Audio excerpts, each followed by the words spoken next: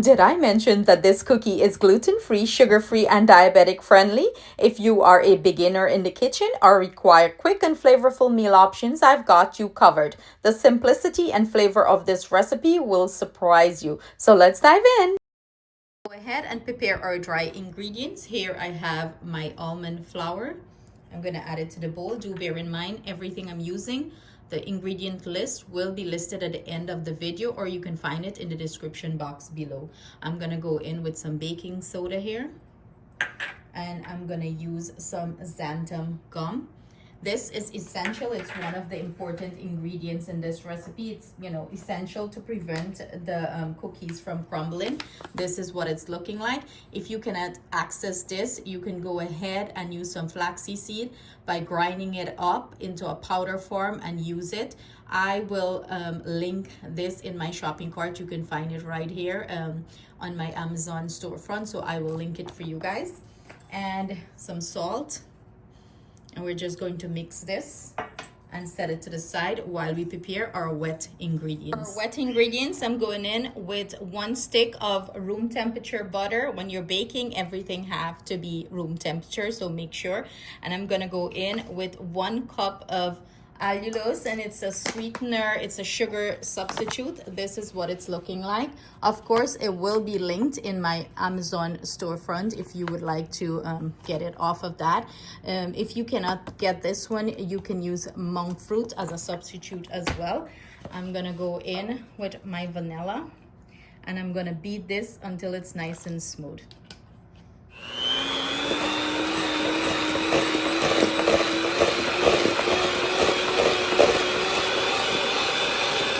You can see this is nice and fluff. This is what we're looking for. I'm gonna go ahead and add 1 whole egg and 2 egg yolk here.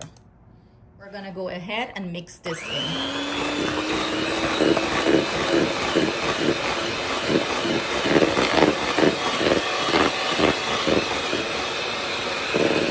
For our dry ingredients, we're going to add our wet ingredients, or you can add your dry ingredients to your wet ingredients, however you prefer. I do it in the bowl because the bowl is bigger and it's easier to work with. So I'm just scooping everything and add it to our dry ingredients that we prepare. Now we're going to begin the process of combining these two together before we add our chocolate and some nuts to this. The nuts is optional.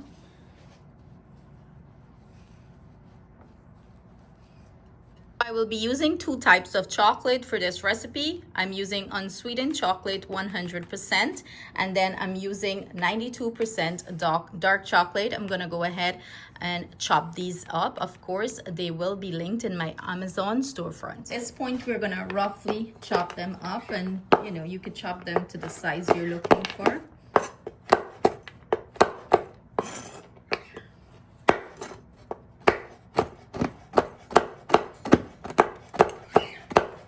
If you're diabetic, this is a great recipe for you.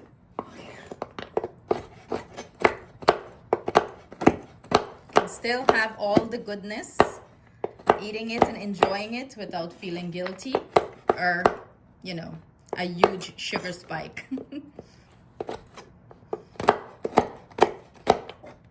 What it's looking like all chopped up. I also did some walnuts. You can use almond, any nuts of your choice. We're going to go ahead and add our chocolate and our nuts to our mixture, and we're going to mix everything up, combine it well.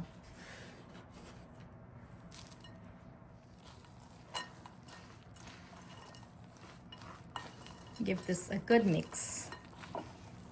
Everything well incorporated. This is going to be ooey gooey, chocolatey, and delicious.